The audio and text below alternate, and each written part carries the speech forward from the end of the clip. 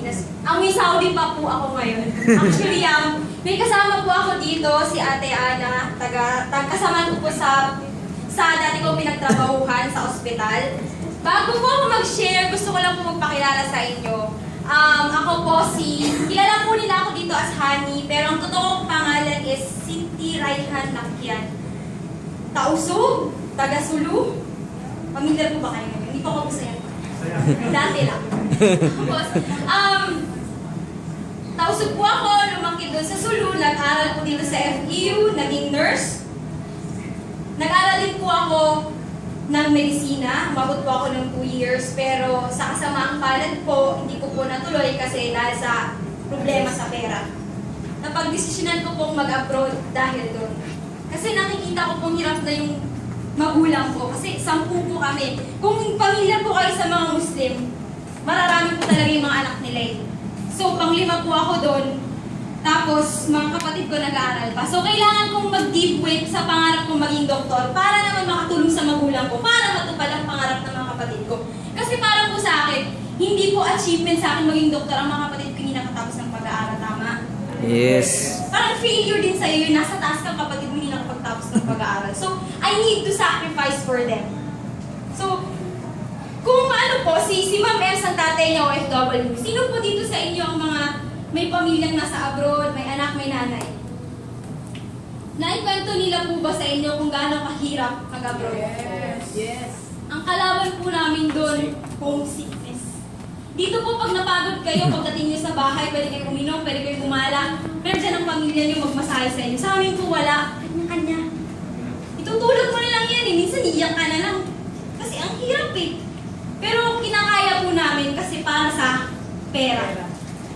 So, maswerte po kayo ngayong lahat. Nandito kayo sa Pilipinas. Kasama niyo yung pamilya ninyo. Pwede kayong kumita sa pamamagitan ng negosyo to. Kasi, ang laki po ng ginawa ang laki pong pagbabago ang nagawa ng Royal sa buhay ko. Kaya po nandito ako sa harap ninyo ngayon.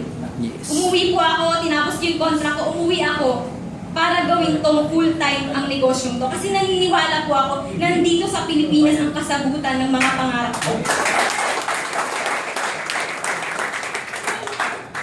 Kwento ko po ba nung ako naging royalista? Umuwi po ako last year kasi 2-year contract lang po ako. Nurse po sa Saudi, Madina. Ngayon po, after 7 months, namatay po yung tatay ko. So, nag-emergency leave po ako. Ngayon, nangutang ako sa HR namin. Kasi hindi naman ako bibigyan ng pera eh. Kasi wala naman akong ipon. Sa mga OFW or kung sino man nagtatrabaho dito, kung wala kayong extra income, ang pagkukunan nyo lang ng pera nyo is sahod. Tama? Yes. Tama, di ba? So sa aming mga OFW doon, ang daming nagdinegosyo, ang dami. Kanya-kanyang kita, kanya-kanyang racket. Basta kahit ano, mapalod, mapaluto, kahit ano, ako wala. Kasi gusto ko magtrabaho. Pero nagpunta po ako dun, isa sa mga rason bakit ako nagpuntang Saudi dahil sa tatay ko kasi may sakit po siya. Gusto ko siyang i-spoil kasi papa's girl po ako. So, bumabawi pa lang ako ng unti-unti sa kanya. Hindi ko po inakala na mamamatay siya. Wala naman po nakakapagsabi kung kaya na mamamatay isang tao, di ba? So, umuwi ako dito. Bago bumalik po ng Saudi, inimbita po ako ng upline ko, ng boyfriend ko, si Sir Mark. Nagtalo pa po kami sa labas, ayaw ko pumunta, nakita ko na yan eh. Parang si Ma'am Ems, negative, kaklase niya ako, hindi lang kami magkakilala. Negative eh, kasi ayoko niyan, ano yan, bakit? Ano yan, scam, networking, ganito. Ayoko rin magbenta, ayoko may stress. Kasi pagod na ako sa trabaho, mapapagod ako sa magbibenta, maghahanap ng magbibentahan ko. Ayoko, in short. Tapos, away kami, yak talaga ako kasi dyan na siya nakapark eh. Ayoko talaga pumunta. Ayoko talaga, sabi niya, sige na please, birthday ni Sir Dan. Hindi ko naman kilala yan eh. Alam mo yung brat na, ayoko talaga. Tapos sabi niya sa akin, sige na babe, please, kayo lang, magbigyan mo ako. Itutur lang kita, promise, hindi kita i-invite. Eh, sige, pasok. Pasok namin dyan, mangha ako, ang ganda.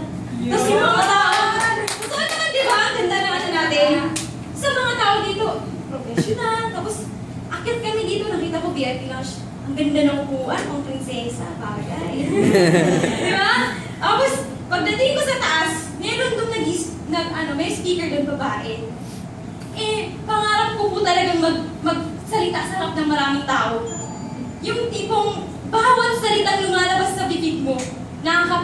ka, nakakapag-motivate ka. Di ba? Parang fulfillment yun sa puso mo. Kahit hindi ka nakakatulong financially, at least na-inspire mo yung tao to lumabas sa comfort zone nila at gawin ang negosyo para sumaya ang pamilya nila at di na nila kailangan mag-ibang bansa. Tama? Yes. So, ikot po, ikot. Paglabas ko dito sa Royal, sinabi ko sa boyfriend ko, utangin mo naman ako. Di ba? Galing ako ibang bansa, pero pumunta ako sa kanya. Nakakahiya, di ba? Parang iniisip lahat ng mga tao dito, sorry iniisip po lahat ng mga, karamihan sa ating mga Pilipino, iniisip pag nasa abroad ka, mayaman ka, pera ka. Nakikita yan reals. Kano bang palitan ng reals? Makikita mo sa Facebook, kasi sa namin palagi, hindi po. Nagpapanggap lang kami. Kasi yun lang naman yung kaya namin gawin doon. Siyempre sa Saudi, hindi ka na makakalabas. Kailangan nakatalukbong ka, kailangan lahat. So parang, ginagawa na lang namin way para ma-divert yung homesickness. Mag-party, kahit wala namang birthday. Alam mo yun, parang ano masabi ko sa'yo. Totoo po yan, promise, di ako nagpa-joke.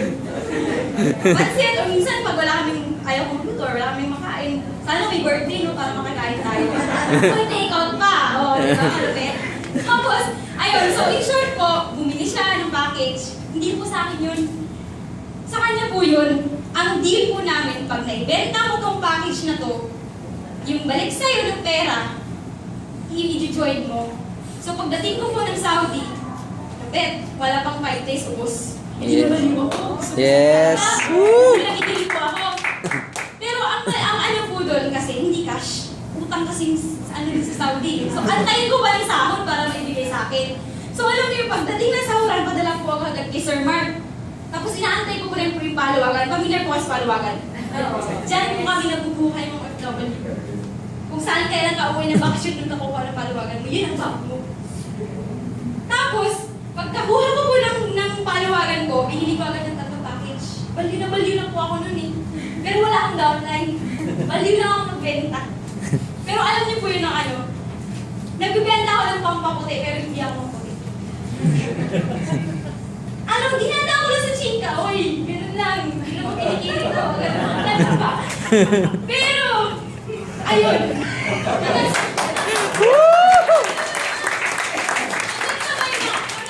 Isa akong downline.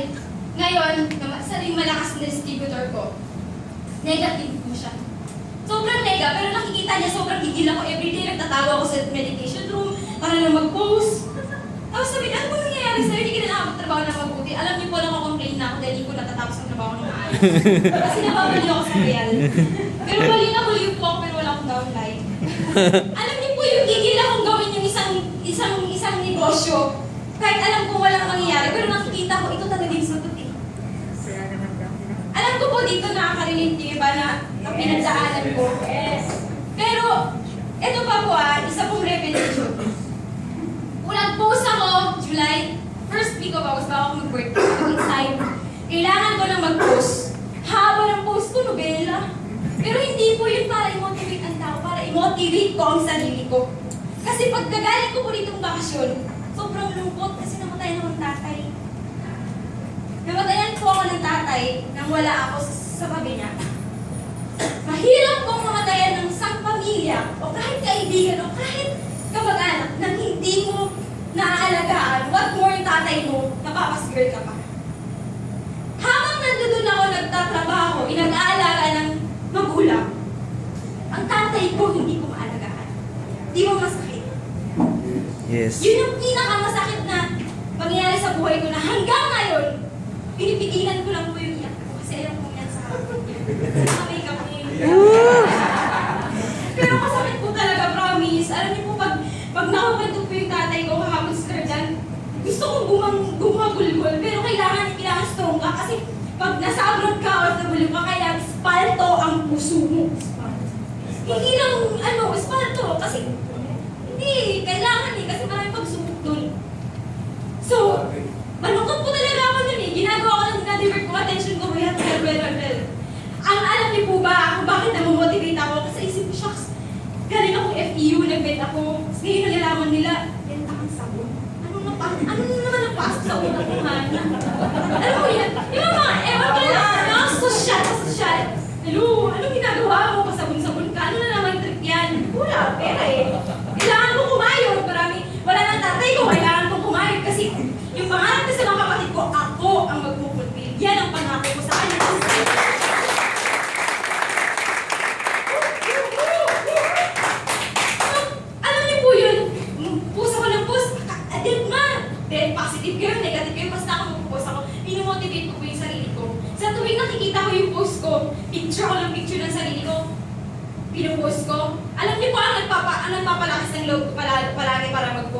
Ano? Ang mga uplines ko, Sir Andrew Alda. Grabe! Grabe! Sobrang pagtanggap niya sa akin na parang sinishare niya yung post ko. Hindi po ako executive circle, nagpagbuhan pa lang po ako, pero nakikita ko po sinishare sa bawat parte ng mundo ng may loyalista. Kaya naman gusto niyo pa, di ba? So parang nakaka-inspire talagang gawin tong negosyo to kasi napupulpil ko yung pangarap ko kumita, napupulpil ko rin yung pangarap ko makapag-inspire ng ibang tao at makapag-motivate ng ibang tao. Tama? Yes. So parang, hindi kailangan ko itong gawin eh. Iyak ko ka lang doon kasi ayaw ko. Gusto ko na umuwi. Sabi ni Sir Marquez, kung sino kontrata mo, uwi ka. Gawin natin to. Ngayon po, nandito po ako sa harap ninyo. At ang pangarap ko pong gawin ngayon, mag-royal ng mag-royal ng mag-royal.